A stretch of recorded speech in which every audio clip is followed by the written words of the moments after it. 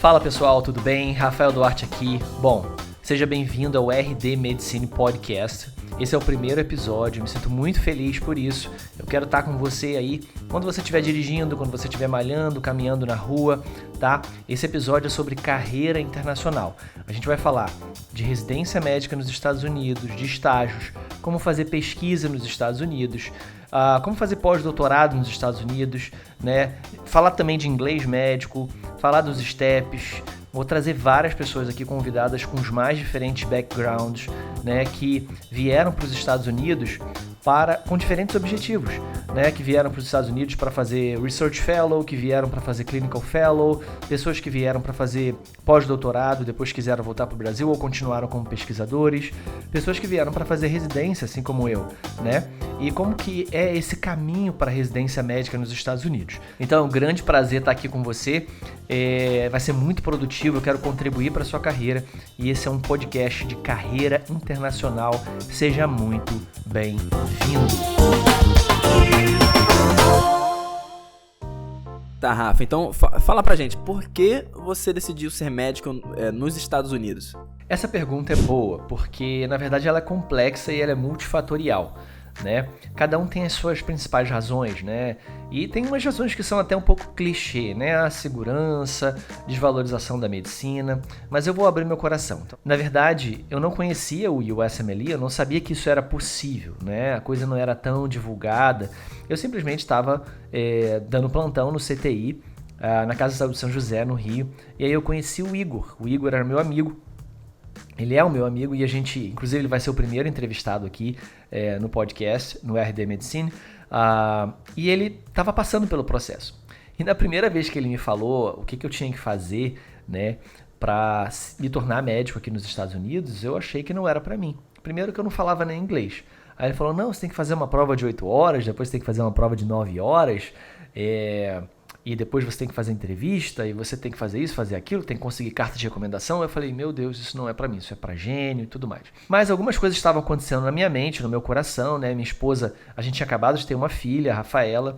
Minha esposa não aceitava de jeito nenhum a ideia de vir para os Estados Unidos antes da Rafaela nascer e a gente passar por algumas situações que eu vou chegar lá ainda. Mas eu encontrava sempre o Igor, fui acompanhando um pouquinho a jornada dele, a gente ia conversando, a coisa foi clareando para mim, porque tem isso nesse processo do USMLE, né? No processo da residência nos Estados Unidos, a gente no início não entende como funciona o processo, né? A gente fica confuso, a gente acha muito complexo mesmo, e é um processo longo, né? Tem vários detalhes, e a gente acaba, no final das contas, concluindo que não é pra gente, mas não é assim, a gente vai entendendo aos poucos.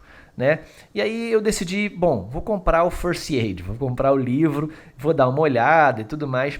E aí comecei a namorar o livro, comecei a assistir umas aulinhas do Doctors in Training na época, que é o DIT. Comecei a fazer mais aula de conversação de inglês e tal. E fui engatinhando. Quando eu vi, eu já estava ali mais mergulhado no processo. Criei meu USMLE, CFMD USMLE Number, e aí eu comecei a engatinhar no processo, e o Igor foi ali meu mentor nesse início, né? Eu perguntava tudo para ele.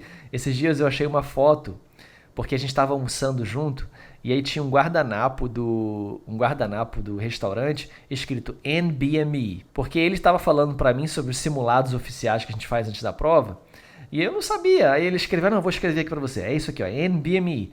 Aí eu tirei foto do guardanapo para poder eu saber quais eram os simulados. Eu falei, cara, todo mundo tem um começo, né? Hoje eu tenho centenas de alunos no Você Médico nos Estados Unidos, ajudando os médicos brasileiros que querem fazer fellow aqui, fazer residência aqui e tudo mais, ter experiências aqui. E todo mundo tem um começo. Naquele começo eu não sabia nem o que era NBME. Bom, mas sem enrolação. Esse processo me foi apresentado, eu já estava um pouco decepcionado com a medicina, né? Porque eu notei que a medicina no Brasil estava cada vez mais desvalorizada, né? Está cada vez mais desvalorizada, infelizmente. Os grandes planos de saúde, as grandes redes de saúde já dominaram a nossa profissão, estão determinando os nossos valores cada vez mais, né? Eu como anestesista, então, eu sou anestesista no Brasil, faço internal medicine aqui nos Estados Unidos, mas sou anestesista no Brasil. E lá, como anestesista, isso fica ainda mais claro, né? O plano determinando o valor dos procedimentos. os anestesistas cada vez mais formando equipes vinculadas a grandes instituições e recebendo o valor que eles determinarem, ou trabalhando mesmo por plantão, né, ao invés de receber por procedimento. Então, todos aqueles anos de dedicação, de estudo, querendo realmente dar um futuro excelente para a minha família, querendo ajudar a minha família, também os meus pais e tudo mais, eu percebi que no Brasil eu estava me decepcionando e era muito incerto. Dependia um pouco de sorte, dependia um pouco do acaso. Eu sempre fui muito dedicado e eu notei que simplesmente você se dedicar e ser um bom médico, estudar e se manter atualizado, não era suficiente para você ter sucesso na profissão. Você contava um pouco com sorte, com um tapinha nas costas. Isso começou a me decepcionar. Então, essa parte da medicina se desvalorizando, né? A questão do mais médicos, né? Que me decepcionou muito também, como muitos médicos no Brasil. Não quero levantar questão política aqui, mas o fato de trazer pessoas não formadas, e realmente, se você fala com um brasileiro, né, sobre a medicina, muitas pessoas estão criticando tanto, estão falando tão mal, porque às vezes o médico realmente perdeu o respeito, perdeu a qualidade, muitas vezes faltam recursos básicos. Então essa parte da medicina me desvalorizou. A insegurança, a imprevisibilidade, né, da profissão, né? E a profissão mesmo vendida, entregue nas mãos de planos de saúde. E eu sabia, bom, se a medicina está assim agora, imagina daqui a 10 anos. Né? Então esse foi um lado que me estimulou buscar um caminho aqui nos Estados Unidos. O outro lado foi a questão da segurança, né? A gente morava no Rio, a gente é de Cabo Frio, a gente sempre estava em Cabo Frio, vendo a família e tudo mais, mas a gente morava no Rio. E a gente vivia uma insegurança, né? Quando a gente tinha que ir para Barra, quando a gente tinha que passar ali, né, na área da Rocinha, e quando a gente começou a ter que passar com a nossa filha, com a Rafaela, bateu mais insegurança. Aí começamos a ouvir histórias de amigos, de colegas, de sequestros e tudo mais, e a gente resolveu, e mais uma vez a gente pensou, bom, a segurança no Rio de Janeiro está assim hoje. Como é que vai estar daqui a 10 anos? E daqui a 20 anos, quando a minha filha, né, a 15, quando a minha filha estiver andando na rua sozinha, ou quando ela estiver aí saindo com as amigas, indo pro shopping, eu não vou poder controlar, não vou poder estar perto sempre, né? E como é que vai ser?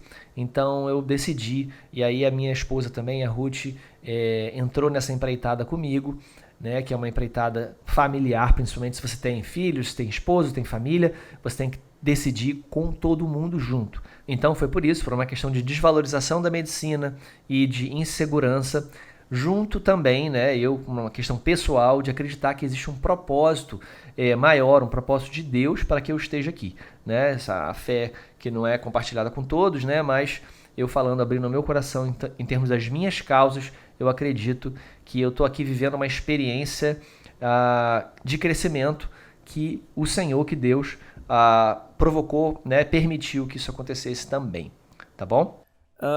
E quais foram as principais barreiras assim que você enfrentou durante esse processo? Essa pergunta é muito boa, né? Porque esse não é um processo para gênio, esse é um processo para pessoas normais, mas que estão decididas. Então, a primeira coisa é você tomar uma decisão realmente 100%, tá? E ter o apoio das pessoas que te amam, das pessoas que estão em volta de você. A principal barreira que eu enfrentei nesse processo foi o inglês, sem dúvida alguma, tá bom? Porque, como eu falo, nós médicos, estudantes de medicina, nós estamos acostumados a estudar, nós gostamos de estudar, gostamos de fazer prova. E existe um método de estudo, né? A gente vai conversar muito sobre isso. Existem uns materiais próprios para o USMLE, para o STEP 1, para o STEP 2, para o OIT. Então é uma questão de você separar o seu tempo, disciplinar, organizar a sua vida, né? Isso, e estudar, basicamente. Agora, o inglês é um processo. O inglês, ele não vem assim, de uma hora para outra. Não basta você ficar uma semana estudando 10 horas por dia, ou ouvindo inglês 10 horas por dia, que não adianta. Uma semana não é suficiente para aprender inglês. Você vai melhorar, você vai aprender, você vai evoluir. Então, isso foi a única coisa que quase me fez desistir, foi o inglês. E, ironicamente, hoje eu tenho um curso de inglês, o English MD, né? Muitos de vocês já sabem, né? Que é um curso de inglês médico real, né? A gente vai falar disso um pouquinho mais pra frente. Pro USMLE, eu sempre falo que o inglês, já que eu puxei esse gancho do inglês, né? Que foi a minha principal barreira, que a gente precisa de 3 níveis básicos de inglês, né? De níveis de inglês no USMLE. você não precisa simplesmente estudar inglês para depois começar a estudar para as provas, tá? O estudo para as provas também melhora o seu inglês, ok? Então, o primeiro nível de inglês é um nível de leitura, um nível que você tem, na verdade, que ser capaz de ler, de fazer questões, de ler um pouco mais rápido. A leitura vai ficando, né, você vai ficando mais habilidoso na leitura, e leitura dinâmica, né, de escanear o texto mais rápido em inglês e tudo mais, porque a questão ela tem um tempo para ser feita, né? A gente vai falar um pouco de estratégia de prova e tudo mais, então a questão ela tem um tempo para ser feita. Então você tem que saber ler de forma dinâmica sem perder aquilo que é mais importante, certo? Então o primeiro inglês que você tem que ter é o inglês de leitura, só isso. Depois o seu inglês tem que melhorar um pouquinho, porque é o inglês para os estágios, né? Ninguém espera aqui nos Estados Unidos que você venha fazer um estágio, você é estrangeiro, né? E venha assim totalmente fluente, confortável com a língua. Claro que quanto melhor o seu inglês, melhor, porque melhor você consegue expressar quem você é, mostrar suas habilidades e se destacar, tá? Mas o segundo nível de inglês no USMLE é o inglês para os estágios. Mas pensa, quando você começou a estudar para o Step 1, digamos que você demorou aí de 9 a 12 meses para estudar para o Step 1, para fazer a prova, né? E digamos que você se organizou para fazer o primeiro estágio depois do Step 1. Então pensa que no momento que você começou a estudar para a prova, que você tinha aquele inglês de leitura ali, que foi o meu caso, eu tinha um inglês de leitura ruim no início, você tem todo esse período, esses 9 a 12 meses, para ir melhorando o seu inglês, fazendo aula de conversação e usando todas as estratégias que eu quero comentar aqui mais para frente em relação ao inglês, né? Você tem todo esse tempo para depois você ir para o estágio. Então, quando chega o momento do estágio, depois do Step 1, você já está mais preparado, o seu inglês já está melhor, tá certo? E o terceiro nível de inglês é o inglês um pouco melhor para entrevista, para que você fique um pouco mais confortável nas entrevistas. A maioria das entrevistas são online, muitos lugares vão dar a opção, né, de ser online ou pessoalmente. As entrevistas costumavam ser pessoalmente, mas depois do Covid passou a ser tudo online, tá bom? Mas na entrevista você tem que tentar realmente, tem técnicas de entrevista, a gente vai comentar disso, mas você tentar realmente um pouco mais confortável com a língua. Esses são os níveis, mas basicamente, desculpa todo esse enrolo, né? Mas respondendo a sua pergunta em relação à minha principal barreira foi o inglês. Por isso que eu entendo quem tem dificuldade com o inglês, quem acha que o inglês não é para a pessoa, né? Acha que tem bloqueio com a língua, porque o inglês ele demanda estratégia, né? Você fazer as coisas certas, mas também constância, consistência e paciência. Porque eu sempre falo, inglês não é milagre, inglês é processo, tá bom? E como está sendo estudar, né, e ao mesmo tempo conciliar o tempo com a sua família e com a sua rotina no trabalho? Como é que está sendo isso daí? Cara, isso é um desafio muito grande. Eu não sei, não tem uma resposta única para essa pergunta. Mas primeiro é o que eu falo. Se o seu cônjuge, o seu marido ou sua esposa não estiver com você nessa empreitada, vai dar errado. Ou você não vai terminar o processo, ou seu casamento vai acabar, tá bom? Muitos são solteiros, muitos são estudantes, não tem esse problema, tá? Às vezes já tem um namoro mais sério, mais avançado, ou é noivo, cada um tem uma situação. Mas falando da minha, que foi isso, né? Com família, com filho, eu já era especialista, já era anestesista, né? Era complicado, tá? Eu tinha um benefício, né? Um dos meus plantões como anestesista, eu ficava esperando emergências acontecerem. Então, nesses intervalos entre cirurgias e intercorrências, eu consegui estudar bastante, isso me ajudou muito. Mas, independente, mesmo quando eu estava em casa, né, eu já trabalhava bastante, mesmo quando eu estava em casa, a minha esposa, a Ruth, ela sempre teve muita compreensão, porque ela estava no processo comigo, no projeto comigo, tá bom? E ela é médica também, né, e ela vai fazer num segundo momento. Então, assim, esse foi o meu momento em que ela me deu todo o suporte para estudar e tudo mais, e depois veio o momento em que eu vou dar todo o suporte para que ela estude, para que ela faça a residência aqui nos Estados Unidos também, tá? Então, isso é um processo, esse é um projeto de família, um projeto em conjunto. Se você não é casado, você vai precisar de apoio dos seus pais, que seja, tá? Então, isso eu quero fazer, mas... Então, é isso que eu quero falar para você. Quando você está fazendo em família, tem que estar todo mundo no mesmo barco, na mesma ideia, tá bom? E assim, não se preocupa porque as pessoas que têm mais tempo disponível, né? Elas têm lá um cronograma de estudo invejável, né? Vou estudar 6 horas todo dia, 8 horas todo dia. E a gente que tem família, que tem filho, sabe que não é assim. Então, Então o seu cronograma de estudo nessa situação ele vai ser mais assim, heterogêneo. Você vai ter dias que você não vai estar de folga, você vai se organizar, divide em 2 etapas, né? Acorda mais cedo, dorme mais tarde, não importa, você vai ter que dar o seu jeito se é isso que você realmente quer. Então vai ter dias que você vai estar mais tranquilo, que você vai estudar 8 horas, 10 horas naquele dia, mas vai ter dia que você não vai conseguir estudar. Você vai ter trabalho, afazeres com a família, você vai ter datas importantes com a família, tem que dar atenção aos filhos, você tem que se desdobrar em 1000, né? É interessante a história do Pedro Coutinho, né?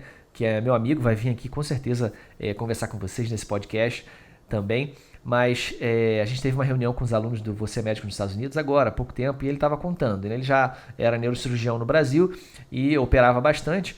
O que ele fez quando ele decidiu estudar? Ele acordava mais cedo, né? Começava a estudar bem cedo antes do centro cirúrgico, e depois que acabava o centro cirúrgico, ao invés de voltar para casa, ele ia para o consultório dele para estudar mais. Então ele dividia o estudo dele em 2 etapas. Porque o que a gente está querendo conquistar aqui, né, o que vocês estão querendo conquistar, é algo grandioso, né? Vocês estão querendo ser médico na maior nação do planeta, onde o mundo inteiro quer, né? Então você tem que ter um esforço compatível com aquilo que você está querendo conquistar, tá bom? É um projeto de família, você vai ter aí que se desdobrar, vai ter que acordar mais cedo, dormir mais tarde, e você também tem que entender que o seu schedule, sua programação de estudo, ela não é linear, né? Você não consegue estudar aquela determinada número de horas todos os dias, muda um pouco de um dia para o outro, tá bom? E você já fez residência de anestesiologia no Brasil, né? Então, então você já tem esse parâmetro entre os 2 países. Como é ser residente no Brasil em comparação a ser residente nos Estados Unidos? Realmente eu tenho esse privilégio de ter feito residência no Brasil e agora ser residente aqui, né? É totalmente diferente. O sistema de saúde é diferente. Eu não estou dizendo que os Estados Unidos é melhor do que o Brasil. Inclusive, não tem só pontos positivos de vir e não tem só pontos negativos de ficar no Brasil, né? As pessoas falam, Rafael, você não tem medo das pessoas pensarem que você está querendo tirar os médicos do Brasil? De forma alguma. Eu quero mostrar que existe essa possibilidade, que é algo completamente possível, quero ajudar as pessoas que querem, né? E não existe só o caminho da residência aqui também, tem vários outros caminhos. E tem muitas pessoas que querem validar o diploma ou querem vir para depois voltar para o Brasil também. Não tem mal nenhum nisso, pelo contrário. Isso é muito bom e positivo, porque você volta para o Brasil, né, com uma formação totalmente qualificada, diferenciada, e você vai ser muito bem visto, vai provavelmente ocupar uma posição de muito destaque, tá? Mas basicamente o que eu diria, eu fiz a residência de anestesiologia no INCA, né, que é um dos melhores lugares do Brasil, um Instituto Nacional, um lugar com muito recurso, isso é muito bom do INCA, né, o que não é assim, a gente sabe, em muitas das residências no país, né, infelizmente, mas no INCA a gente tinha bastante recurso. Mas mesmo fazendo numa instituição, né, federal, com dinheiro, com recurso, né, é muito diferente, tá? A parte educacional, o comprometimento, a questão do cumprimento do schedule, da preocupação com o aprendizado do residente, né? A questão acadêmica aqui nos Estados Unidos ela é muito, muito forte. Então, eu destacaria 2 pontos bem diferentes e bem positivos, que é a questão acadêmica, né? E as oportunidades de pesquisa embebidas nisso daí, né? Porque a gente tem atividades acadêmicas de discussão de caso, de apresentação de artigos e de aulas todos os dias aqui nos Estados Unidos, na residência aqui, né? As oportunidades de pesquisa são inúmeras e os recursos eles estão sobrando, né? E no Brasil, né, por outro lado, realmente as atividades acadêmicas deixam muito a desejar. Eu acho que os attendings aqui, né, que são os staffs da residência no Brasil, eles são um pouco mais homogêneos em relação ao conhecimento médico, né, e a preocupação com o aprendizado do residente. É claro que varia, né, tem attendings que são maravilhosos, outros que são não tão assim, mas assim como no Brasil também. Mas aqui eu acho que eles estão mais preparados de uma forma geral, né? Enquanto no Brasil às vezes você vê um attending que está super atualizado, que discute artigos, que realmente sabe o que está falando, sabe o que está fazendo, né? E vê outros que na verdade não sabem tanto, já viraram mais técnicos, não estudam tanto. Aqui eu acho que isso é de forma mais padronizada. Outra coisa é o salário, a bolsa da residência, né? A bolsa da residência no Brasil, me desculpa, é uma vergonha, não dá para o residente fazer nada. Se você mora numa grande cidade, né, que é onde estão, na maioria das vezes, as residências, se você for ver o valor de um aluguel, né, já é um absurdo, já pega quase que a bolsa inteira. Então você não consegue ter qualidade de vida nenhuma, e aí você acaba tendo que dar plantões, trabalhar extra, e aí acaba sofrendo burnout, porque você está trabalhando muito além da residência, tá? Para poder se manter. Eu, na época, eu fui professor do médio curso, né, por mais de 3 anos, né? Na verdade, eu comentava muitas questões, cheguei a escrever apostila também, né? E eu fazia esses trabalhos extras, trabalhava em CTI, além da residência de anestesiologia, eu dava vários plantões em CTIs, eu trabalhava no Instituto do Cérebro, que, né, aliás, um abraço pro pessoal do IEC, eu aprendi muito, instituto maravilhoso, inclusive eu tinha a sorte de ser do ladinho do INCA, né, então eu só ia andando mesmo, assim, do lado mesmo, quase que no mesmo quarteirão, eu ia andando de um instituto pro outro, entre plantões e tal, mas era muito cansativo, né, você emendar as coisas é muito cansativo. Isso acontece muito no Brasil. Já que nos Estados Unidos, como a sua renda fica ali em torno de $3.500 a $4.000 líquido, né?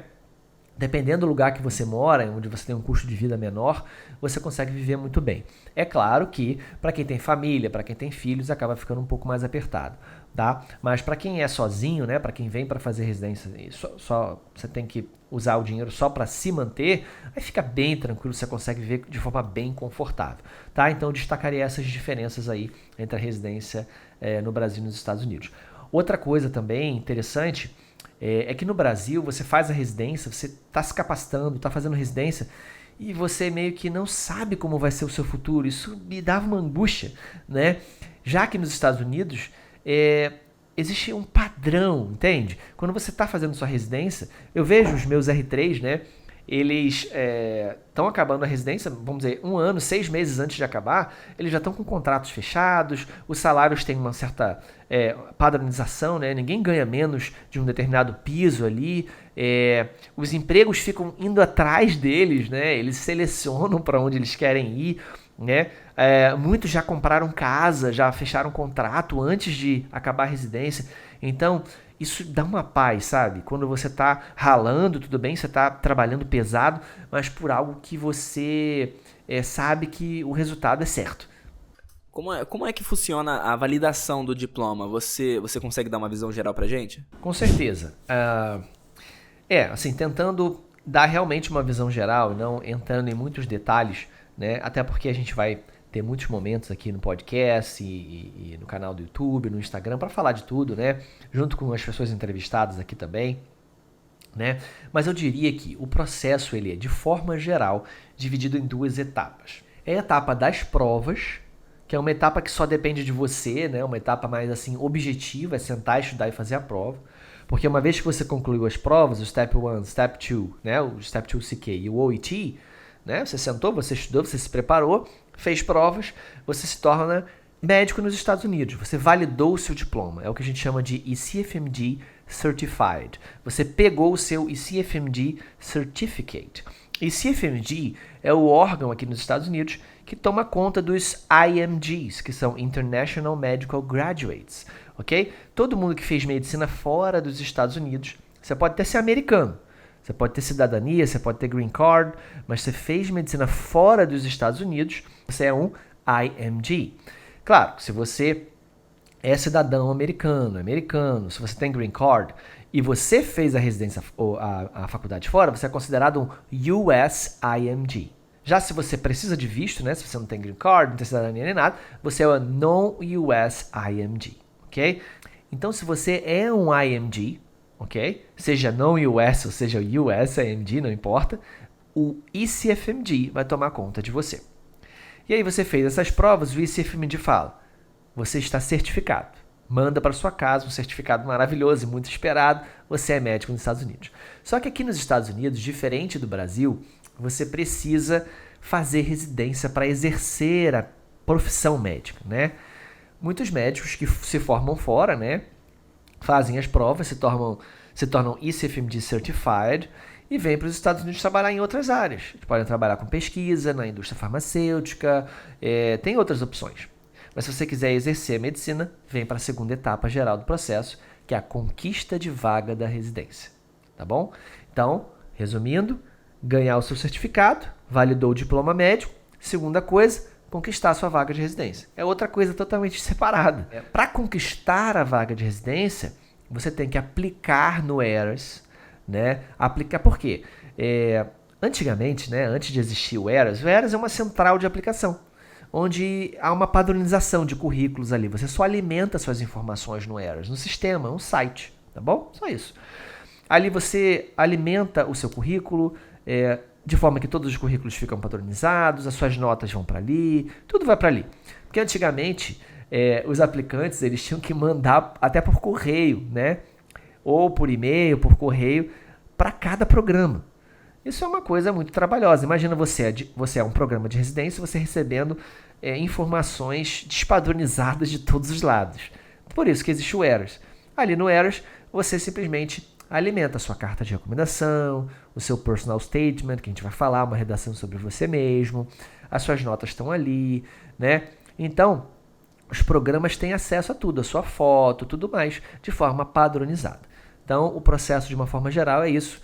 Fez as provas, validou o diploma, se tornou ECFMG Certified e aplicou ali no ERAS para os programas de residência, botou tudo lá, alimentou tudo bonitinho que eles precisam, foi chamado para entrevista, conquistou a vaga de residência.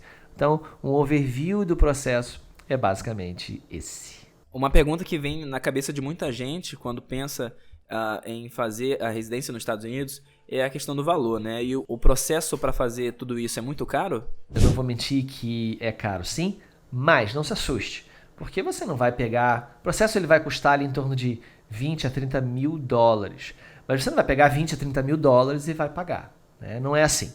Você vai pagando aos poucos. Por quê? Como eu falei, como eu comecei, né? No início você vai lá, compra um livro, compra um material, compra um banco de questões, aí você já está gastando um dinheirinho, né? Aí você vai paga uma prova, paga uma taxa. Então, você vai gastando ao longo, tá bom? Os estágios são partes caras, né? Porque você tem que viajar, vir aqui para os Estados Unidos, aí você paga estadia, alimentação, tem taxa de estágio que é bem variável, de 0 a 4 mil dólares, se você quiser ir para Stanford, para Harvard, né? Então, depende. E tem também as taxas de aplicação, né, no final de tudo. Como nós somos IMGs, International Medical Graduates, nós temos que aplicar broadly, ou seja, nós temos que aplicar para o país inteiro. A gente não pode ser muito o que a gente chama de picky. A gente não pode, quero ir para Boston, ou quero ir para Manhattan. Não, você tem as suas preferências, você vai investir naquele lugar de preferência. Eu quero ir para Los Angeles. Você vai investir em Los Angeles, vai fazer estágio lá, vai tentar fazer networking, conhecer pessoas. Você tem chance de conseguir o exato local que você quer, mas você tem que aplicar para muitos programas, que aumenta a sua chance de conseguir entrevista e, consequentemente, conseguir a sua vaga, tá bom? Então você gasta aplicando por programa. Né? Quanto mais programas, mais caro vai ficar, né? E aí, no final das contas, o processo é caro, como eu te falei, em torno de 20 a 30 mil dólares, mas gastos assim de forma diluída, tá? O pessoal do Você Médico nos Estados Unidos, a gente tem grupos de materiais onde a gente compartilha muita coisa. Então tem muita coisa que você consegue chegar até um certo ponto assim de graça. Mas o banco de questões não tem jeito, você tem que pagar. As provas são caras também, né? Porque são provas longas, são provas muito bem feitas, então realmente são provas caras, a gente vai falar sobre isso. O Step 1, por exemplo, custa em torno de $1.000, o Step 2 também em torno de $1.000. Então você vai gastando aí de forma diluída, não se assuste com isso. Não é a questão do dinheiro que vai fazer com que você não consiga, ou com que você não seja médico nos Estados Unidos, você não faça residência, você não venha ter sua experiência aqui, não é o dinheiro. Você vai se organizar. Tem pessoas que têm condições de família, né, de fazer tudo e vir para os Estados Unidos e fazer clerkship, né, que é fazer um estágio hands-on aqui durante o 6º ano de medicina. Tem condições da família ajudar, ótimo, aproveita e faça. Tem pessoas que não, que vão ter que fazer o que dá durante a faculdade, depois se formar, né, e trabalhar, fazer dinheiro, né, juntar dinheiro para pagar o seu próprio processo. Então, a medicina... isso a gente não pode reclamar, né? Tem um salário justo, tem um salário bom, mesmo no Brasil, todos conseguem ganhar um dinheiro bom, então você consegue. Se você não vem de família com dinheiro, né? Que foi o meu caso, vim de família muito humilde, você consegue sim fazer a sua faculdade, se formar e começar a ganhar dinheiro para pagar o processo. Não se preocupa com isso, tá bom? Tá, se eu fosse fazer o mesmo processo, em quanto tempo levaria, né? Em quanto tempo eu consigo concluir o USMLE e estar dentro de uma residência nos Estados Unidos? Cara, isso é muito variável, né? Eu conheço gente que terminou tudo em 7 meses, literalmente. Mas foi um caso de exceção. E já tem pessoas que demoram 3, 4 anos. Isso é muito variável, depende de algumas coisas. Por exemplo, depende de quanto tempo você tem para estudar, todos os dias, né? Depende se você tem família, se você tem filhos, se você já é formado, já é especialista, tem outros afazeres. Quanto mais tempo você tiver para dedicar, mais tempo você estiver estudando, mais rápido vai ser, certo? Depende também da sua base de conhecimento da medicina básica, do ciclo básico, né? Porque o Step 1, ele é uma prova, tudo bem, muito clinicamente contextualizada, mas é uma prova de medicina básica, né? Então, o aluno que acabou de sair ali do seu segundo, terceiro ano, está no quarto ano de faculdade, está com muito daquele conhecimento fresquinho. É diferente do cara que é neurocirurgião, cirurgião vascular, o cara que... principalmente as pessoas que não são clínicos, né? Que são da área cirúrgica, oftalmologista e tudo mais, ele tem que estudar tudo de novo, obstetra, enfim, ele tem que estudar tudo de novo. Então isso demora mais. Ele tem que, anestesista, né? Você tem que relembrar muita coisa. Então o tempo varia com todas essas coisas. Varia também com o seu nível de inglês, né? O cara que já tem o inglês avançado, ele vai passar mais rápido pelo processo. O cara que tem o inglês muito ruim, como era o meu inglês no início, ele vai demorar bastante no processo, né? Então, realmente é variável, tá? Eu conheço, por exemplo, uma pessoa que já tinha um inglês maravilhoso, já tinha uma base boa, né? Ele tinha uma oferta de um Research Fellow, tá? Num dos melhores hospitais dos Estados Unidos. E aí, cara, ele tinha que fazer as provas rápido. Então, simplesmente, ele fez todas as provas e meio que aplicou, mas ele já tinha uma aprovação quase que garantida, ele só tinha que cumprir ali um protocolo. Ele fez tudo em 7 meses, tá? E aí depois do Research Fellow ele decidiu aplicar para residência no mesmo hospital e terminou a residência nesse mesmo hospital, tá? Mas a ideia dele inicial era fazer um Research Fellow e voltar para o Brasil. Então ele fez rapidinho porque a nota não importava muito para quem quer fazer um Clinical Fellow, por exemplo, o cara é cirurgião vascular, é uro, é neurocirurgião, e ele quer somente ganhar aquele ECFMD Certificate, né? Fazer as provas, cumprir o protocolo, para vir fazer um Clinical Fellow, não precisa de notão. Agora, quem está concorrendo, né, com os outros, precisa de nota alta, né? Ainda mais que nós somos médicos estrangeiros, nós precisamos de nota alta. Então, isso toma mais tempo. Então, em resumo, o tempo varia com isso. Sou especialista ou não, trabalho muito, tenho família, estou longe do ciclo básico, meu inglês é bom ou não é, quero uma coisa concorrida, né, que precisa de nota ou não. Então, o processo aí eu diria que 2 anos seria um prazo interessante assim de você se programar para você concluir tudo, né? Lembrando que você sempre aplica em setembro de um ano, né? Que é onde abre a Air Season, né? Onde você aplica mesmo e você vai dar match, passa pelas entrevistas ali em novembro, dezembro, janeiro, fevereiro e aí você vai dar match lá em março do ano seguinte. Então, por exemplo, se a gente está em 2022, a gente aplica em setembro de 2022 para o match 2023. Você dá match em 2023, né? E começa a residência em julho de 2023, tá? Então você vai... no meu caso, eu demorei 2 anos e meio até concluir tudo. Eu acho que é um tempo razoável, mas dá para fazer mais rápido também. E não se aperreie se você, na sua programação, vai demorar 3, vai demorar 4, né? Claro que a gente geralmente tem uma certa pressa de concluir e tudo mais, mas mais ou menos acho que 2 anos responde bem a sua pergunta. Rafa, na sua opinião, qual seria a melhor estratégia de estudo para o Step 1? Isso é pessoal também, né? Mas tem algumas dicas muito interessantes sobre como estudar para o Step 1, né? Basicamente, como qualquer concurso, eu diria que fazer o máximo de questões possível, tá? Eu gosto de indicar, eu digo para os meus alunos que eles façam o maior pool de questões possível. Ou seja, você vai fazer 2 bancos de questões, né? O equivalente, vamos dizer, o banco de questão tem ali 3.500 questões. Então, vamos dizer que até a prova você vai fazer, vou chutar aí 6, 7 mil questões. Tem gente que faz 8, 9, mas vamos dizer que você vai fazer 6, 7 mil questões. Ao longo do tempo, você vai separando e tudo mais, vai fazendo questão. Então, a primeira estratégia que eu indico para os alunos é fazer um pool maior de questões diferentes, de questões novas. Porque muitas pessoas gostam de repetir o mesmo banco de questões. Não está errado, né? O UWorld é o principal banco de questões, gente. O principal material de estudo para o USMLE, qualquer uma das provas, é um banco de questões chamado UWorld, ok? Ponto final. Então, tem gente que gosta de fazer o UWorld todo 2 vezes. Só que acontece que, na sua segunda passada, querendo ou não, mesmo que inconscientemente, você lembra muito das questões, lembra muito das respostas. Isso traz um falso positivo de melhora. Claro que você está melhorando, mas você vai obter ali, às vezes, porcentagens altas de acerto que não refletem apenas o seu conhecimento ou o seu preparo, mas que também refletem o fato de você já ter feito aquelas questões e estar fazendo pela segunda vez.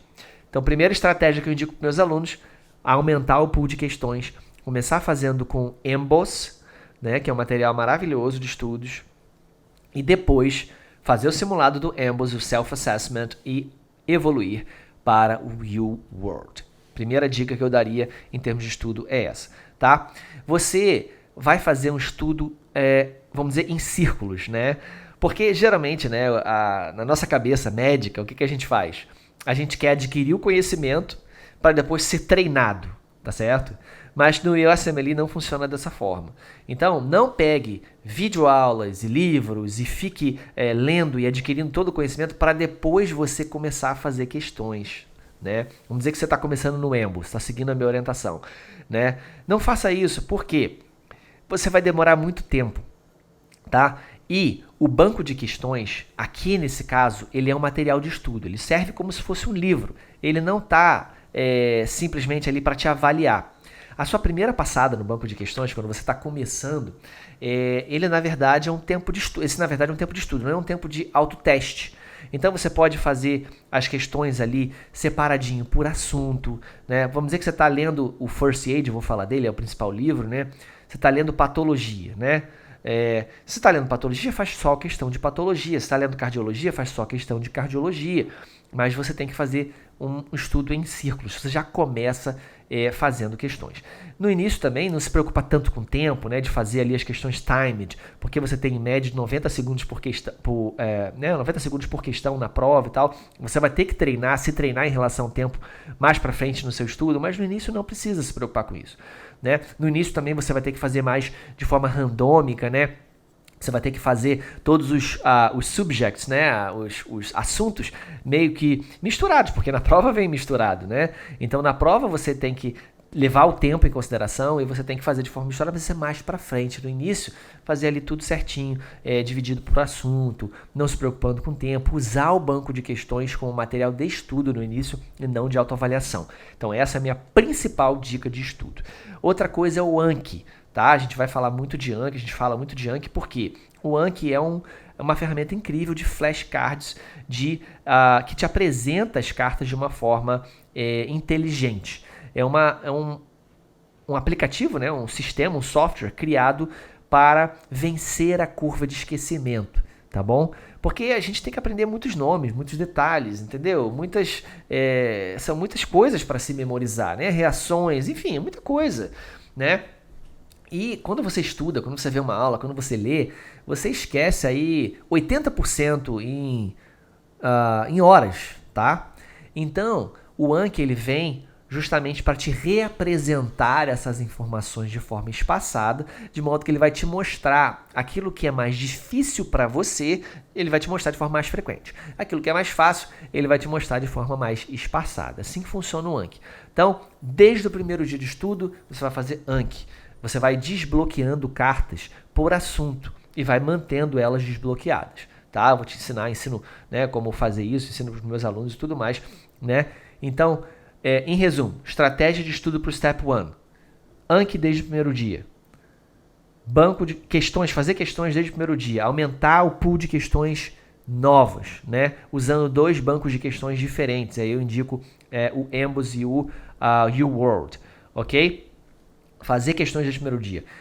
Usar o Patoma, tá? Fazer as aulas do Patoma. O livro, maravilhoso. Não tem 40% do Step 1 é patologia.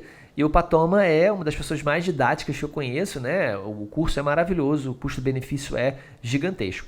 E você vai ler o First Aid pelo menos 2 a 3 vezes. Você pode usar o First Aid, os boxes do First Aid. Ele é um resumo, tá? É um livro resumo, gente. Você vai ler ele. Você não consegue aprender tanto lendo o First Aid, tá? Mas ele tem ali, eu diria que quase que tudo que cai na prova, tá? Só que você tem desdobramentos diferentes dos assuntos que estão ali, e é para isso que servem as questões. Então, eu diria que o First Aid, os boxes do First Aid, né, as caixas, ele é todo dividido em caixinhas, né, em assuntos bem resumidos. Os boxes deles complementam as questões, complementam os comentários das questões. Então, por exemplo, você está fazendo uma questão de um determinado assunto, e aí você abre o First Aid ali e dá uma olhadinha no box do First Aid daquele assunto também, na hora de ler o comentário da questão. E aí você está com o seu First Aid aberto, ele tem vários espaços em branco em que você pode fazer pequenas anotações, ler uma coisa diferente, uma coisa adicional no comentário de questão, escreve ali, né, no First Aid, porque no final ele vai ser um grande material de revisão para você. Não faça resumos, o First Aid já é um resumo, tá? E não precisa gastar muitas horas assistindo todas as videoaulas. Eu indico o Board and Beyond, né, como videoaulas, mas faça ali daquilo que você tem mais dificuldade, daquilo que você está mais agarrado, está difícil de entender, você precisa de uma explicação, precisa de uma ajuda, faça, tá bom? Então, Anki desde o início, quanto mais questão, melhor. Não faça resumo, use o seu First Aid para complementar, engole o patoma, tá? E use as videoaulas basicamente para tirar dúvida, para, enfim, te ensinar um assunto que você está ali emperrado, está errando muita questão. Aí você vai lá e busca assistir uma aula do Board and Beyond daquele assunto. Beleza? Para quem tem dificuldade no inglês hoje, para fazer esse processo todo, como funciona em relação ao inglês? Se eu não tenho um inglês muito bom, eu consigo fazer o processo? Como é que foi para você essa questão aí? Porque você disse para mim que no início você não sabia nada de inglês, né? Mas você mesmo assim conseguiu alcançar o seu match, né? Então como é que funciona isso para você? Esse foi o meu dilema, né? Falar de inglês é falar de mim, né? Falar da minha história, porque eu tinha um inglês de leitura ruim quando eu decidi fazer o USMLE. Né? Bom, se o seu inglês não é bom, calma. Dá para você correr atrás disso, tá? Você primeiro vai precisar de um inglês de leitura. Você começar a estudar para o Step 1. Nesse caminho de estudo para o Step 1, você vai ouvir o máximo de inglês que você puder. Ouvir aulas, você vai ouvir podcasts o tempo inteiro em inglês, você vai fazer aulas de conversação e você vai transformar a sua vida em inglês. Eu indico um podcast em inglês chamado All Ears English Podcast, de assunto muito casual, né? Eu indico também o Harrison's Podcast. Indico também algum podcast de notícias dos Estados Unidos, às vezes, né, diário, curtinho, da rádio NPR. Seleciona um lá e ouve todos os dias. Mesmo que você não esteja entendendo, isso é o que eu fazia muito, tá? Mesmo que você não esteja entendendo o que você está ouvindo, continua ouvindo. Porque o seu cérebro vai entendendo que o inglês é vital para você e aquilo vai meio que se abrindo aos poucos. Tem muitos decks, baralhos, né, do Anki de inglês, você pode usar também. E aí a gente criou, né, o English MD, que é uma porta e tanto, assim. É um curso criado com muito carinho por alguém que passou por essa dificuldade em relação ao inglês, né? Então ele foi criado com excelência, pensando nas pessoas que não sabem nada de inglês, que estão vindo do zero, né? E também pensando nas pessoas que já têm o inglês mais avançado. Então, no English MD, a gente criou o único deck no Brasil de inglês médico, né? Narrado por nativo, com tradução e tudo mais. E você vai ganhar ali na repetição, onde você ganha pronúncia, ganha padrão de linguagem, ganha vocabulário, fazendo aquilo ali. Os alunos estão amando. A gente tem reuniões ao vivo, onde a gente discute casos. Tem 2 aulas semanais que a gente vai liberando. Uma aula comigo de inglês médico real, onde eu ensino os padrões da linguagem, ensino um inglês que funciona aqui nos Estados Unidos e tudo mais, discutindo casos por especialidade, mostrando como apresentar um caso em congresso, como apresentar um caso no hospital americano, por exemplo, como passar o plantão no hospital americano. E a gente tem aula de textos semanais de inglês médico, né, e também de inglês geral, onde um professor nativo disseca aquele texto para você, mostra a parte gramatical, a gente ganha por repetição daqueles textos. Tem os grupinhos menores, que são chamados grupinhos da vergonha, onde as pessoas conversam entre si em inglês, né, de forma nivelada. Então, assim, eu diria que, com toda sinceridade, né, se eu tivesse o English MD na época que eu estava lá lutando para aprender inglês, eu não pensaria nem meia vez, né? Porque é uma forma de você mergulhar no inglês, de você se forçar a praticar, de você ouvir muito, né? E de você ser ensinado no inglês médico real e também no inglês geral por alguém que saiu do zero inglês até médico nos Estados Unidos em 2 anos e meio, 3 anos, que foi o meu caso. Né? Então, as estratégias que eu usei nesse meio tempo para melhorar o meu inglês foram exatamente aquilo que eu aproveitei e condensei nesse método, né, que eu coloquei ali com muito carinho dentro do English MD. Mas é isso, ouvir o máximo que você puder, começa a estudar, não fica só estudando inglês antes, né? Se você quiser fazer o English MD em paralelo com o estudo para o Step 1, maravilhoso, mas não pensar, vou passar 2 anos aqui estudando inglês, quando eu acabar, aí eu estudo para o Step 1. Não, você vai até desanimar. Se você estudar para o Step 1, lembre-se, você vai estar lendo inglês horas e horas por dia, você vai estar ouvindo aulas em inglês, né? Então, você vai estar convivendo muito mais com o inglês, né? Então, tudo isso acelera o seu aprendizado, tá? Então, você vai progredindo o inglês ao longo das provas, ao longo do processo, tá? Não é de uma vez só, não é rápido, tá bom? E, Rafa, a gente vem falando o tempo todo, né, aqui nesse podcast sobre match, né? Mas o que é isso? Como é que funciona o processo para alcançar o seu match? Você pode Você pode explicar um pouquinho melhor pra gente? Cara, essa pergunta é complexa, né? Porque o match é super complexo. Você tem uma noção, quem criou, né, o algoritmo que é usado no match é ganhador de prêmio Nobel, né? Mas eu vou simplificar para vocês, né? Primeira informação básica é que a gente dá match para um lugar só. Não é igual na prova de residência no Brasil, né? Onde você passa para vários lugares e escolhe um lugar. Não, você dá match para um lugar só. Como é que funciona? Você fez a sua aplicação, né? E como é que funciona? Você fez a sua aplicação e você recebeu o convite de entrevista. Vamos dizer que você aplicou para 100 lugares, tá? Hipoteticamente, e você recebeu 10 convites de entrevista, tá? Um número bom, você recebeu 10 convites. Beleza. Então você tem 10 programas ali. Programa 1, 2, 3, até o 10, tá bom? No final das entrevistas, né? Você vai ver que durante a entrevista o programa também vai se vender para você. Você está se vendendo para o programa também está se vendendo para você, porque o programa quer que você queira ele, porque ele quer pegar os melhores residentes, tá? É um namoro, tá? É um namoro. Match é um namoro, né? Não é Tinder, mas é um namoro entre o programa e o residente. Você vai entender por quê. Existe uma coisa no final da interview season, né? Da parte das entrevistas, que é chamada de Rank Order List. É a sua lista de preferência, é o seu ranqueamento. Então, daqueles 10 programas que te entrevistou, você viu ali a sua impressão do programa, se o programa parece legal, tem o seu perfil, se o programa é no lugar que você gosta mais, se o programa tem ênfase em pesquisa, se o programa tem um centro de simulação que você ama, se o programa às vezes tem uma aprovação para o fellowship maravilhosa, que vai ser legal para você, é um programa que tem uma ênfase boa, depois em cardio, eu quero fazer um fellowship em cardio depois, então eu vou para esse lugar. Enfim, independente da razão que você escolhe, o custo de vida no local desse programa aqui é bom, você faz todas as suas razões e aí você ranqueia os programas ali. Você entrevistou em 10, você ranqueia de 1 a 10. Ponto. Os programas entrevistaram inúmeras pessoas, tá? Vamos dizer que o programa entrevistou, um determinado programa, uma determinada especialidade, entrevistou 500 candidatos. Ele vai também ranquear. Vamos dizer que ele tenha 10 vagas só, né? Para aquele programa. Vamos dizer que Clínica Médica, Internal Medicine, tem 10 vagas. Ele ranqueia ali o número 1, 2, 3, até 500, tá? Ele ranqueia até 500. E aí o algoritmo ele cruza essas informações de forma a tentar alcançar o melhor resultado para ambos, mas priorizando o aplicante, tá bom?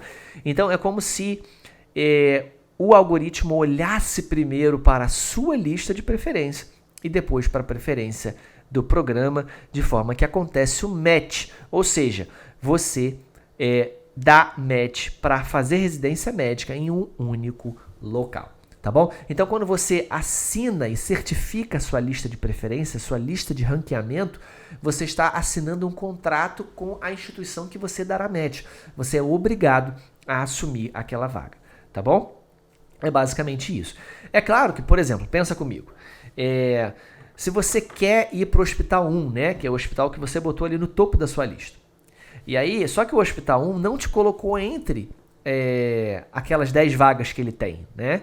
Ele entrevistou 500 pessoas, mas ele só tem 10 vagas. Ele te colocou ali na posição 15. Então é importante você ser ranqueado alto, tá? Ele te colocou na posição 15, tá certo? Só que, daqueles nomes que esse Hospital 1 colocou dentro dessas 10 primeiras posições, nem todos vão querer ir para esse Hospital 1. Vão ter escolhido outros locais. Então a lista vai rodar, né? Isso acontece em uma fração de segundos, né?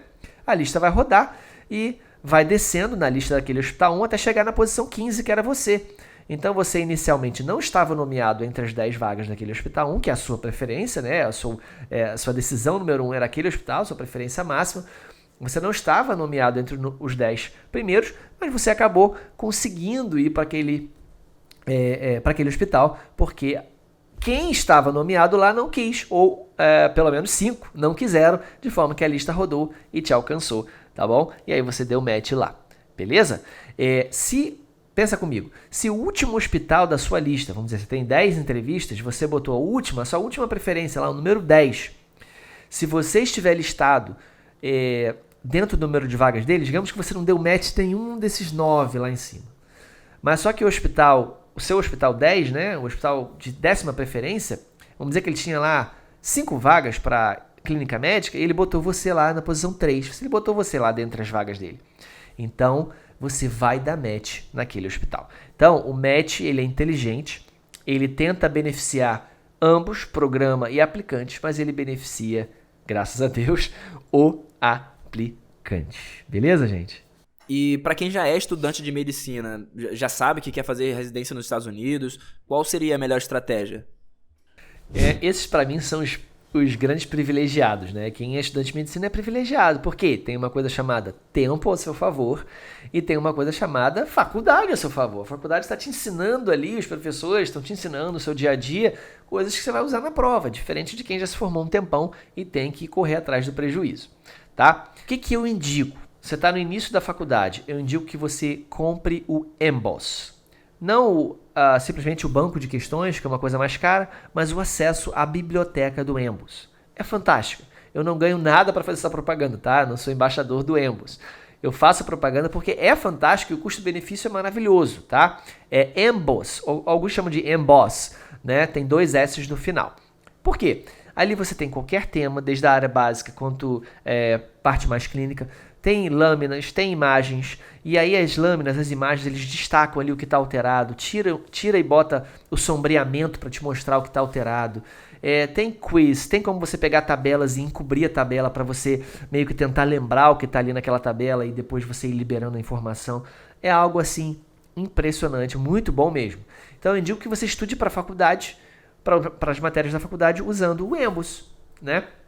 Eu indico também, né, que você use o Board and Beyond, que você consegue, né, aulas do Board and Beyond, você consegue acesso, às vezes, aí na internet e tudo mais, para que você, às vezes, está estudando um assunto na faculdade e tudo mais, assiste aquela aula, são aulas de 10, 15 minutos, tá? E outra coisa que eu indico para o estudante de medicina é o Anki, né? Você usar os flashcards aqui nos Estados Unidos, os estudantes de medicina, eles usam flashcards desde o início da faculdade, porque, gente, medicina é muita memorização, né? Na medicina você tem que memorizar, e eu sempre falo, você tem que entender o que você memoriza e memorizar o que você entende. Essa é a melhor estratégia de estudar medicina, né? Porque não adianta, tem gente que tem a cabeça muito boa, muito rápida, de leitura, lê rápido, entende tudo, mas na hora que precisa acessar a informação não consegue, porque a gente precisa de nomes, a gente precisa de números, a gente precisa decorar coisas, cara, não tem jeito, né? Então, o Anki, ele ajuda isso, porque você está ali toda hora revendo aquelas informações. Então eu indico para você, desde o primeiro dia da sua faculdade de medicina, né, vamos dizer que está bem no comecinho, estuda através do Emboss, assiste aí aleatórios vídeos do Board and Beyond e faz Anki desde o início. Porém, você estudante de medicina, quando você chegar no seu 4º ano, você vai ter um schedule, uma programação mais fixa de estudo. Por quê? Como você tem o tempo a seu favor, se você deixar esse sonho aí solto, né, você não vai alcançar nunca, né? Você não vai alcançar nunca. Então você tem uma hora que você vai ter que fechar ali um cronograma. Bom, eu indico que você faça o Step 1 no final do 4º ano ou início do 5º ano. Então, ao longo do seu 4º ano, você terá 12 meses para estudar para o Step 1 com um cronograma ali bem determinado, tá bom? Você precisa pagar a prova, se comprometer, porque senão você vai ficar aí rodeando, você tem o tempo a seu favor, você tem esse risco de deixar e ficar empurrando com a barriga, tá? Não faça isso. Outro benefício que o estudante de medicina tem é em relação ao inglês. Se você está no início da faculdade e você sabe que você quer vir para os Estados Unidos, né? Você estude inglês, você estude medicina em inglês, você estude para a faculdade em inglês, você faça aula de conversação, você alimenta o seu inglês muito ao longo desses anos. Então, quanto mais fluente você chegar, você não precisa ser fluente para começar a residência aqui, mas quanto mais fluente você chegar, melhor, vai ser melhor para você, tá certo? E a outra coisa que eu indico, exatamente por isso que eu indico fazer o Step 1 ali no máximo até o início do 5º ano, vai lá, no meio do 5º ano tá ok, por quê?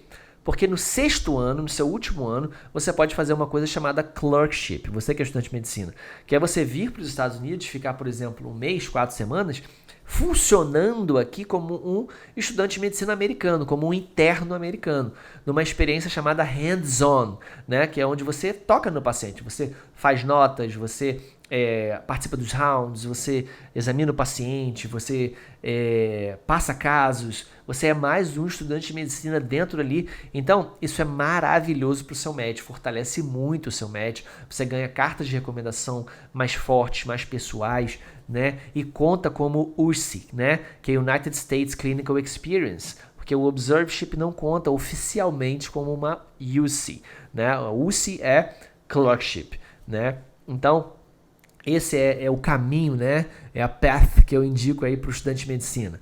Estudar com EMBOS e Yankee desde o início. No 4º ano, preparo fixo ali, bom, determinado para o Step 1. Faz o Step 1 no final do 4º ano, início do 5º ano e aplica com antecedência de 6 meses a 1 ano para um clerkship aqui nos Estados Unidos no seu 6º ano. E eu consigo me preparar para a residência médica no Brasil e para o USMLE ao mesmo tempo? Não, de forma alguma. Ou uma coisa ou outra. Não dá para você acender vela para todos os santos. Você não consegue. É estilo diferente. Conhecimento médico é conhecimento médico, mas é diferente. Você estuda para o USMLE ou você estuda para residência médica. Pensa comigo. Tem gente que fala, não, eu vou fazer residência, né, aqui no Brasil, mas eu quero ir para os Estados Unidos. Então, eu vou fazer residência e ao longo eu vou ali estudando para fazer os steps, ou fazendo os steps. Não faz sentido nenhum, gente, porque a residência no Brasil, ela vai te tomar aí 60 horas semanais de carga horária, né, e vai te pagar mal. Então, você não vai conseguir levantar o dinheiro necessário para pagar o processo, não vai conseguir ter tempo para estudar, porque a residência vai te consumir. Então, o estilo de prova é diferente, é totalmente diferente, tá? Então, foca numa coisa, né? Toma decisão, acima de tudo, toma decisão, o estilo de prova é diferente, ou uma coisa ou outra, beleza? Tá, você tinha comentado comigo anteriormente sobre o Step 1, né, e o Step 2 CK. Como é que funciona esse processo? O Step 1 é uma prova de ciclo básico, né? Mas é uma prova muito inteligente, é uma prova clinicamente contextualizada, muito clinicamente contextualizada. Então, assim, se você for falar para você, cai patologia, bioquímica, genética, histologia, anatomia, fisiologia, né? Mas nisso, embebido nas especialidades médicas, gastro, cardio, nefro, reumato, pneumo, misturado ali. As provas são muito bem feitas, tá? Então, mesmo o Step 1, ele é muito clinicamente contextualizado. Por isso que eu não indico para o cara que está no 2º ano, né? Acabou o 2º ano de medicina agora, né? Porque você pode fazer o Step 1 depois que você acaba o 2º ano de medicina, mas não é recomendável porque você não teve muito contato com a parte clínica da medicina, tá bom? Mas basicamente o Step 1 é uma prova de 8 horas de duração, né? São 7 blocos de 1 hora, né? Cada bloco tem cerca de 40 questões e você tem 1 hora para terminar cada bloco. As provas você pode fazer no Brasil mesmo, tá, gente? Você faz num lugar chamado Prometric, que é um centro aplicador de provas. Você faz a prova lá, tá bom?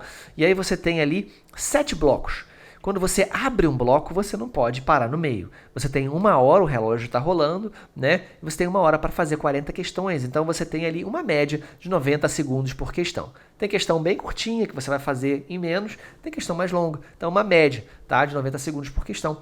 E você tem ali, eu falei que a prova tem 8 horas, né? Mas são só 7 blocos. Você tem ali 1 hora que é para você gerenciar o seu descanso, beleza? Na verdade, são 45 minutos de descanso, mas você tem um tutorial inicial de 15 minutos que você vai pular. Você não precisa daquele tutorial, você já vem fazendo banco de questão, e o banco de questão, até o layout, ele é igualzinho à prova. Então você na verdade, sabe como é. Você tem a sensação de que você está fazendo mais um dia de questão. Você está treinou tanto em casa fazendo questão, que no dia da prova é tudo igual, tá? Então, esse tem que ser o comportamento e a mentalidade, inclusive, tá? Para você não ficar, tô fazendo prova e ficar nervoso, né? Então, assim que funciona o Step 1. Uma prova de área básica, você pula esse tutorial inicial, você vai ter, então, 60 minutos para gerenciar. Então, vamos dizer assim, você chegou descansado lá, você faz 2 blocos seguidos, aí você descansa ali 10 minutos, toma um café, toma água, vai no banheiro, faz mais 2 blocos. Tem uma estratégia que eu recomendo, vou falar para vocês, de como dividir o tempo, de como se preparar para o dia da prova e tudo mais. Basicamente isso. O Step 1 é a principal barreira, tá? Que você tem que vencer. Porque você está saindo do zero, né? Entrando nesse negócio aí de USMLE e está se preparando para fazer uma prova que é nova para você, tá bom? Então, quando eu falo, cara, quando você passou o Step 1, é igual o parto, né? Como se a cabeça tivesse saído. Você venceu 50%. Tem muitas outras etapas assim na frente, mas em termos de prova e até em termos mentais, quando você venceu o Step 1, você meio que venceu o processo. Você não vai desistir, você não vai voltar atrás, você venceu a prova mais difícil. E o Step 1, ele sempre foi uma prova dada em chamado 3-digit score, né? Vamos dizer 230, 240, 250, né? E, como eu falei, são 7 blocos de 40 questões, mas não é uma questão vale um ponto. As questões mais acertadas, né, as questões mais fáceis valem menos, é por peso, tá? E questões mais... ou seja, o peso é relativo, né? O ponto é relativo. E as questões mais difíceis, né, mais erradas, elas valem mais. Se você acertar ela vale ter um peso maior na sua pontuação final, tá bom? O Step 1 sempre foi um cartão de visita para os médicos estrangeiros, né? Porque a gente sempre estudou muito para ter uma nota alta e se apresentar, né, com uma nota alta e aumentar as nossas chances. Inclusive, ele sempre foi o filtro número 1 para os programas de residência aplicarem para chamar para entrevista. Então, para você ter uma noção, pessoas que tinham mais de 260 no Step 1, as estatísticas mostram que elas tinham mais de 90% de chance de match, independente de qualquer outro fator. Então, a nota do Step 1 sempre foi algo muito importante, mas desde o dia 26 de janeiro, agora de 2022, passou a ser pass ou fail, por várias razões que eu não vou discutir aqui agora. Tem várias implicações isso, que eu também não vou discutir aqui agora, mas o Step 1 agora ficou pass ou fail. Você tem um corte ali de 196 para poder passar na prova. E ninguém vai saber quanto você tirou, só se você deu pass, ou se você deu fail, se você passou, ou se você falhou. O Step 2, gente, é uma prova muito mais gostosa de estudar, porque é mais semelhante à nossa prova de residência no Brasil. Tem ali pediatria, GO, cirurgia, né? Muito mais clínica médica, né? E tem a parte de bioestatística também, mas é uma prova mais gostosa de estudar, mais leve, porque o Step 1 tem muita área básica, coisas assim de reação bioquímica e tudo mais. Já o Step 2 não. E tem um certo overlap também, ou seja, tem uma superposição de assuntos muito grande. Então, quando você já vem de uma preparação para o Step 1, você vai ver que muita coisa se repete no Step 2. Basicamente, o Step 2 CK, né, que é Clinical Knowledge. Antes tinha também o Step 2 CS, que é o Clinical Skills, que era a prova prática, mas foi substituída pelo OET, atualmente é o OET, que a gente vai falar dele. Mas o Step 2 CK é uma prova, como se não bastasse o Step 1 de 7 horas, é uma prova de... o Step 1 é uma prova de 8 horas, o Step 2 CK é uma prova de 9 horas. Ou seja, são 8 blocos de cerca de 40 questões, você continua tendo 1 hora para fazer cada um desses blocos, tá bom? Você continua tendo os mesmos 45 minutos de descanso, você pula os 15 minutos iniciais, tem 1 hora de descanso, tá bom? Você faz essa prova muito mais rápido do que o Step 1 em termos de preparo, né? Vamos dizer que você demorou 9 a 12 meses de preparo para o Step 1, você demora ali 4 a 6 meses de preparo para o Step 2 CK, beleza? Depois vem o OET, tá? O OET é uma prova que não testa o seu conhecimento médico, é uma prova de proficiência de inglês médico, tá certo? Então ele é dividido nas 4 habilidades do inglês, né? O listening, o reading, o speaking e o writing. Tem uma técnica de estudo, tem o meio de estudar, né? Tem o E2 Language, que é o curso que eu indico para se preparar especificamente para o OIT, E2 Language, né? E2 Language. Tem muito material de graça também no YouTube. E tem o site do OIT também, que tem materiais simulados de graça lá também, tem alguns áudios lá. Então você pode se preparar. E aí você, em um mês no máximo, se prepara para o OIT e faz a prova. Uma prova muito mais fácil do que o Step 2 CS antigamente. É uma prova que você tem um preparo mais rápido. Aí a gente não sabe até quando vai durar. Na verdade, o OIT ele já é usado há muito tempo para quem quer validar em outros países, quem quer validar na Inglaterra. Tem outros países que usam também. Na Austrália também. E aí o USMLE e o ICFMD eles decidiram utilizar esse mesmo teste no contexto da pandemia, no contexto de suspensão do Step 2 CS. E, por enquanto, é a prova que tem que ser feita para você ganhar o certificado e validar o diploma aqui. Como é que está sendo a rotina de um médico nos Estados Unidos, né? A qualidade de vida, o salário, como é que está sendo isso daí para você? Bom, o médico aqui, ele trabalha bastante, né? Mas ele está no top 1% dos Estados Unidos. Está no top 1% de renda mais alta do maior país, né? Um país de primeiro mundo, um dos maiores países do mundo, um dos países mais ricos do mundo, né? Então, realmente, o médico aqui ele tem uma vida de rico, né? Ele tem acesso a tudo. Ele tem acesso aos melhores carros, às melhores casas. E não é só o médico que é genial, né? Não é só o médico que é fora da curva, não. Um médico que é ali mediano, né? Tranquilão, é um cara que só fez a residência aqui, ele vai ter uma vida assim, boa, muito boa financeiramente, tá bom? Em termos de rotina, varia muito, tá? Eu vou falar, por exemplo, do hospitalist, que é o básico, né? Você fez internal medicine, que é clínica médica, e decidiu não fazer subespecialidade, vai trabalhar aí como hospitalist, tá? Então, classicamente ele trabalha 7 dias e folga 7 dias. Isso quer dizer que no final do ano ele vai ter folgado 3 meses, né? E vai ter trabalhado 9 meses, tá certo? Não vai ter férias aí, mas você tem como juntar 15 dias trabalhando, juntar 15 dias de folga. Nesses 7 dias trabalhando, não quer dizer que você está morrendo, né? Você chega no hospital ali 7, 8, 9 da manhã e você vai sair dali entre 4 e 6 horas da noite em geral. Tem a oportunidade de fazer plantão extra, como no Brasil também, aumentar sua renda se você quiser. Cada plantão em geral vai pagar ali, pode pagar, varia, tá? Mas pode pagar 200 a 300 dólares por hora. Então, você acaba ganhando um valor muito alto por plantão, tá? Tem lugares que pagam menos, tem lugares que pagam mais. Mas é basicamente isso. Ou você, vamos dizer que escolha fazer primary care, né? Você saia da residência de internal medicine e você escolha fazer primary care. E aí a rotina é um pouco mais regular, né? Você trabalha geralmente ali de segunda a quinta, folga sexta, sábado e domingo. Você trabalha ali de segunda a quinta, né? Folga toda sexta, sábado e domingo. E sai ali às 5 horas da tarde, né? Da sua clínica, porque você só está atendendo no consultório.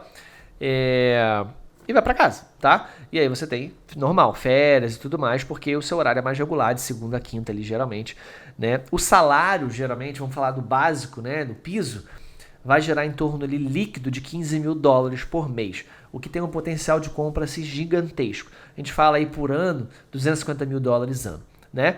Mas se você for mais para o interior, se você agrega função acadêmica, se você agrega outras funções, seu salário pode aumentar muito mais, tá bom? Então, basicamente isso. Se você é cirurgião, existe uma organização do centro cirúrgico muito grande, né? Então, você tem uma produtividade alta, né? Então, vamos dizer que é um dia de cirurgia, você chega lá cedo, você faz ali, tudo começa muito cedo aqui nos Estados Unidos, né? Então, você faz ali 2, 3, 4, 5 cirurgias e você ali 3, 4 horas da tarde está indo para casa também, tá bom? Se valoriza muito a qualidade de vida aqui, o tempo com a família. Isso é muito relevante até na hora de você escolher o trabalho que você quer assumir. Isso é muito importante, é uma grande diferença da medicina aqui nos Estados Unidos e no Brasil, porque aqui os hospitais eles estão meio que te pescando, você escolhe para onde vai. Os hospitais eles pagam sua passagem, eles te recebem né, com toda a atenção e carinho quando você vai nos hospitais para, vamos dizer que você está pleiteando cargos de trabalho, né? A impressão que eu tenho é que no Brasil você corre atrás do trabalho, aqui o trabalho corre atrás de você. E aí tem várias histórias, né, ainda sou residente, mas várias histórias de colegas que, né, vão para lugares, são recebidos, aí almoçam em lugares maravilhosos, às vezes pessoas, né, chefes, cargo chefia, direção, te recebe, te mostra o hospital, explica como vai ser a carga horária, né, e você recebe o contrato, a proposta de salário e tudo mais. Então, assim, eu acho que o médico aqui, ele tem uma aura de respeito muito grande. Aquilo que tinha no Brasil, talvez, há muitos anos atrás, né, aqui ainda é muito valorizado. Quando você fala que é médico, é quase que você estivesse falando que você é um artista, um jogador de futebol, né? Você tem muito respeito, né? Na sociedade e financeiramente também você tem um poder aquisitivo altíssimo. É possível fazer todo esse processo sozinho? É possível, muitas pessoas caminham sozinhos, né? Mas o processo é solitário, né? O que acontece é que há uma difusão de informação na internet, né? E aí eu destaco o USMLE Brasil, que é o grupo do Facebook, né? Fundado pelo Bruno Lima. Eu tiro meu chapéu, bato palmas de pé para o Bruno Lima. Contribuiu muito comigo nesse trajeto, contribuiu para muitas pessoas, né? Ele dá uma aula aqui no nosso networking, no Você é Médico nos Estados Unidos, né? Meu amigo já fez live comigo no Instagram, se vocês quiserem dar uma olhada lá. Para quem não me segue no Instagram, dr.duarterafael, vocês podem seguir lá, tem posts diários sobre o USMLE, sobre inglês médico, a gente fala muito lá de tudo isso.